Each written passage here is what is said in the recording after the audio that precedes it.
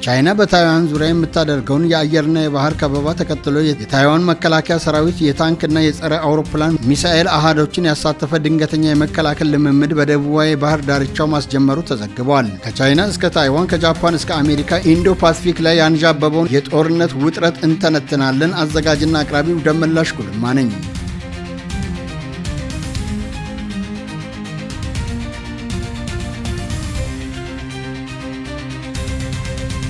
ዘ ጃፓን ታይምስ እና ኤኤፍፒ እንደዘገቡት የታይዋን ጦር በከፍተኛ ዝግጅት ላይ ይገኛል። የታይዋን ድንገተኛ የመከላከል ልምምድ በቤጂንግ በኩል የሚደረገውን የባህርና የአየር ወታደራዊ ከበባ ለመመከትና ታይዋን የማንኛውንም ድንገተኛ ጥቃት የመከላከል አቅሟን ለማረጋገጥ ያደረገችው እንቅስቃሴ ነው ተብሏል። የታይዋን መከላከያ ሚኒስቴር እንዳወጣው ዘገባ ቻይና በታይዋን አየር ክልል ውስጥ 16 የጦር አውሮፕላኖችና 8 የጦር መርከቦችን በማስገባት አዲስ ወታደራዊ ጫና እያደረገች ትገኛለችም ተብሏል። ሴንትራል ኒውስ ኤጀንሲ እና ብሉምበርግ እንደዘገቡት የታይዋን ጦር ሁኔታ በቅርብ እየተከታተለች እንደምትገኝም በመዘገብ ላይ ይገኛሉ።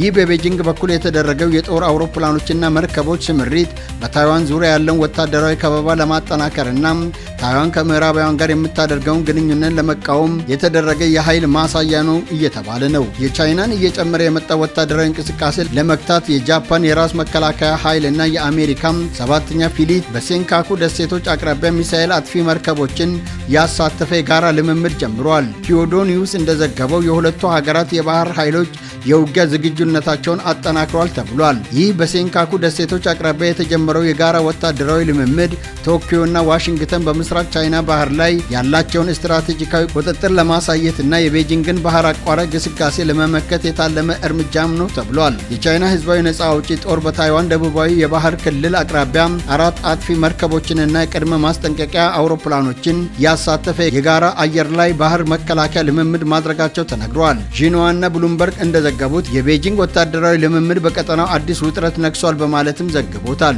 ይህ በቻይና የተጀመረው የተቀናጀ የባህርና የአየር መከላከያ ልምምድ በታይዋን ደሴት ዙሪያ ያለውን ወታደራዊ ከበባ ለማጠናከርና የውጭ ሀገራት በታይዋን ሰርጥ የሚያደርጉትን እንቅስቃሴ ለመግታት የታለመ የኃይል ማሳያና ዋን ቻይና ፖሊሲ በህጋዊ የቻይና መንግስት ስር የምትተዳደር ታይዋንን ያጠቃለለች አንዲት ሉዓላዊ ቻይና ብቻ መኖሯን የሚያረጋግጥ ፖሊሲ ነው እየተባለ እየተተነተነ ይገኛል። አሜሪካንን ጨምሮ በርካታ ምዕራባውያን ሀገራት ይህንን የአንድ ቻይና ፖሊሲን አይገዳደሩም። አሜሪካ እውቅና የምትሰጠውም ይሁን ይፋዊ ግንኙነት ያላት ከቻይና ጋር እንጂ ከራስ ገዝ ግዛቷ ታይዋን ጋር አይደለም። ምንም እንኳን ታይዋን ራሷን እንደ ሉዓላዊ ግዛት ብትቆጥርም ቻይና ግን አንድ ቀን ከታላቋ ቻይና ጋር መልሳ የምትደመር ተገንጣይ ግዛቷ አድርጋ ትቆጥራታለች። በቻይና አሜሪካ ግንኙነት ውስጥ የአንድ ቻይና ፖሊሲ ቁልፍ ጉዳይ ነው። ቻይናም ከተቀረው ዓለም ጋር ባላት ግንኙነት ሁሉ የአንድ ቻይና ፖሊሲ መከበር መሰረታዊ ጉዳይ እንደሆነ ይታወቃል። አሜሪካ ለታይዋን እውቅና አትሰጥም። ቤጂንግ ታይዋንን በተመለከተ ለምታራምደው ፖሊሲ ማረጋገጫ እየሰጠቻት አይደለም። ዋሽንግተን ዲሲ ሉዓላዊ ሀገር ነች የምትለው ታይዋን ራሷን መከላከል እንድትችል በሚል የጦር መሳሪያ በሽያጭ መልክ ታቀርብላታለች። የአሜሪካ አቋም ከየትኛውም ወገን እንደሆነ ባይታወቅም ጥቅሟን የማስከበር ተልዕኳን ግን እያስከበረች ትገኛለች። ታይዋን ሉዓላዊ ሀገር ነኝ ትላለች። ይፋዊ መጠሪያውም ሪፐብሊክ ኦፍ ቻይና የቻይና ሪፐብሊክ ነኝ ትላለች። ከቤጂንግ ጋር ማለትም ከቻይና ህዝባዊ ሪፐብሊክ ጋር ይፋዊ ዲፕሎማሲያዊ ግንኙነት ማድረግ የሚሻ ሀገር ከታይዋን ጋር ይፋዊ ወዳጅነት ሊኖረው አይችልም ትላለች። ይህ ጠንካራ የቤጂንግ የአንድ ቻይና ፖሊሲ ታይዋን ከተቀረው ዓለም ጋር ያላትን ዲፕሎማሲያዊ ግንኙነት እጅጉን የሳሳ እንዲሆንም አድርጎታል። በቻይና የእርስ በርስ ጦርነት ወቅት ተሸናፊ የነበረው የብሔርተኛው ቡድን ከዋናው የቻይና ግዛት ሸሽቶ በታይዋን ደሴት ላይ ከተመ። በእርስ በርስ ጦርነቱ ድል የተቀናጀው ኮሚኒስት ፓርቲ ፒፕልስ ሪፐብሊክ ኦፍ ቻይና ማስተዳደር ሲጀምር፣ ተሸናፊው ቡድን ደግሞ ሸሽቶ የገባባትን ታይዋንን መምራት ጀመረ። ሁለቱ ቡድኖች መላውን ቻይና የምንወክለው እኛንን ይሉ ነበር። ቀደም ሲል ቀላል የማይባል ቁጥር ያላቸው ሀገራት ለታይዋን እውቅና ይሰጡ ነበር። ይሁን እንጂ የቻይና ምጣኔ ሀብትና ተጽዕኖ ፈጣሪነት እያየለ ሲመጣ ጀርባቸውን ለታይዋን ፊታቸውን ደግሞ ወደ ቻይና ማዞር ጀመሩ። አሜሪካንም ብትሆን ያደረገችው ይህንኑ ነው። አሜሪካ ለታይዋን እውቅና ሰጥታ ነበር። እንደ አውሮፓውያን ዘመን አቆጣጠር በ1970ዎቹ መጀመሪያ ላይ ከቻይና ጋር ያላት ግንኙነት እያደገ ሲመጣ በታይዋን መዲና የነበራትን ኤምባሲ ለመዝጋት ተገድዳለች። በ1979 ላይ አሜሪካ በታይፔ የነበራትን ኤምባሲ ትዝጋኝ። በዛው ዓመት ታይዋን ሪሌሽን አክት የተሰኘ ከታይዋን ጋር ያላትን ግንኙነት የምትመራበትን ሕግ አውጥታ ነበር። ይህ ሕግ አሜሪካ ታይዋን ራሷን እንድትከላከል የማገዝ ግዴታ አለባት የሚል አንቀጽም አካቷል።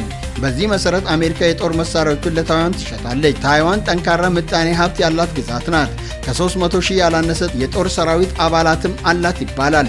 መሪዎቿ ከቻይና በተለየ ሁኔታ በዲሞክራሲያዊ ምርጫም የተመረጡ መሆናቸው ይነገራል። ለዚህም ሀገራት ከታይዋን ጋር ይፋዊ ዲፕሎማሲያዊ ግንኙነት ቢኖራቸውም በንግድና በባህል ጽሕፈት ቤቶች አማካይነት ይፋዊ ያልሆነ ግንኙነታቸውን እንዳስቀጠሉ ናቸው። አሁን ላይ ለታይዋን እንደ ሀገር እውቅና የሚሰጡ ጥቂት ሀገራት ከመሆናቸውም በተጨማሪም በተጽዕኖ ፈጣሪነታቸው እዚህ ግቡ የሚባሉ ሀገራት አይደሉም። ለታይዋን እውቅና ከሚሰጡ ሀገራት መካከል የመካከለኛው አሜሪካ ሀገራት ጓቲማላ፣ ሆንዱራስ፣ ኒካራጓ እና አፍሪካዊቷ ኢስዋቲኒ ይገኙበታል። ከጊዜ ወደ ጊዜ እየጨመረ በመጣው አለመግባባቶች መካከል ቻይና ወደ እስያ ፓሲፊክ ክልል መስፋፋት አደገኛ መሆኑን በመግለጽ አዲስ የቀዝቃዛ ጦርነትን የመጀመር ሙከራዎችን እንዲያስወግድ ለኔቶ ወታደራዊ ህብረትን ጠርታለች። የቻይና የውጭ ጉዳይ ሚኒስትር ቃል አቀባይ ዋንግ ዊንቢ በሰጡት አስተያየት የኔቶ መሪዎችን ቀስቃሽ አስተያየታቸውን ነቅፏል። እናም በአሜሪካ የሚመራው ህብረት የቀዝቃዛው ጦርነት ውጤት ነው ብለዋል። ዋንግ ለጋዜጠኞች በሰጡት መግለጫ ኔቶ የርዕዮተ ዓለም መስመሮችን መዘርጋት፣ የውሸት ዘገባዎችን ማሰራጨትን ወይም ስለ ቻይና ቀስቃሽ መግለጫዎችን መስጠት እንዲያቆምና አዲስ የቀዝቃዛ ጦርነትን ለማስጀመር የሚደረገው ጥረት እንዲያቆም እየጠየቅን ነው በማለትም ተናግረዋል። የኔቶ ዋና ጸሐፊ ጄንስ ስቶልትበርግ እንዳስታወቁት በተርኪዬ በተካሄደው የኔቶ ጉባኤ ቻይናን በአዲስ ስትራቴጂካዊ ጽንሰ ሐሳብ ስለሚያነጋግር የህብረቱ የኤስያ ፓሲፊክ አገሮች አውስትራሊያ፣ ጃፓን፣ ኒውዚላንድ እና ደቡብ ኮሪያ መሪዎችን በጉባኤ ላይ በደስታ እንደሚቀበሉም ተናግሯል። የኔቶ አባላት የቻይናን መነሳት እንዲዘግቡ ጥሪ አቅርበዋል። ጓደኞቹ ቻይና በእሴቶቻችን በጥቅማችንና በደህንነታችን ላይ አንዳንድ ተግዳሮቶችን እንደሚፈጥር ይገልጻሉ ብለው እንደሚጠብቁም ተናግረዋል። ዌንቢን የስቶልትበርግን አስተያየት በመንቀፍ ወታደራዊ ህብረትን አሜሪካ የበላይነቷን የሚጠብቅበትና የአውሮፓ የጸጥታ ሁኔታ የሚቆጣጠርበት መሳሪያ ነው ሲሉም ገልጿል። ኔቶ በመጀመሪያ የሰሜን አትላንቲክ ቃል ኪዳን ድርጅት እያለም እስካሁን ኃይሉን ለማሳየት ወደ እስያ ፓሲፊክ ክልል ደርሷልም ብሏል። ዌንቢን እነዚህ እርምጃዎች በጣም አደገኛ ናቸውና ከኤስያ ፓሲፊክ ሀገሮችና ከመላው ዓለም ጥንቃቄና ቆራጥ የሆነ ተቃውሞ ያስነሳሉም ተብሏል። ኔቶ አውሮፓን አመሰቃቅሏል። ስለዚህ ኤስያንና የተቀረውን ዓለም ለማበላሸት ከሚያደርገው ሙከራ መታቀብ አለበት ሲሉም አክሏል። የቻይናው ፕሬዝዳንት ዢ ጂንፒንግ ወታደራዊ ትብብርን ከማስፋፋት አስጠንቅቋል።